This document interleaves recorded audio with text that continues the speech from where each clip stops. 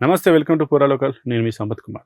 ఆగ్నేయ బంగాళాఖాతంలో వాయుగుండం కొనసాగుతోంది. వచ్చే 12 గంటల్లో ఈ వాయుగుండం పశ్చిమ వాయువ్య దిశలో కదిలి మరింత బలపడే అవకాశం ఉందని వాతావరణ కేంద్రం వెల్లడించింది.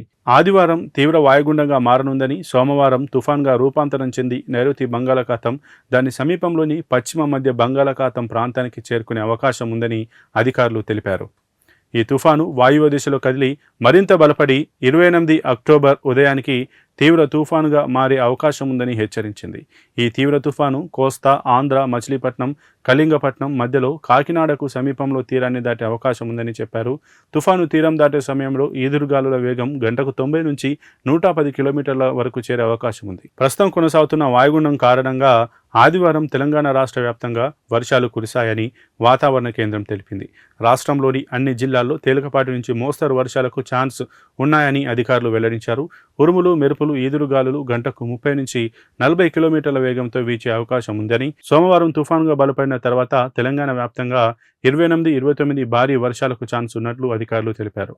ముఖ్యంగా దక్షిణ జిల్లాల్లో భారీ వర్షాలు కురిసే అవకాశంతో హెచ్చరికలు జారీ చేశారు.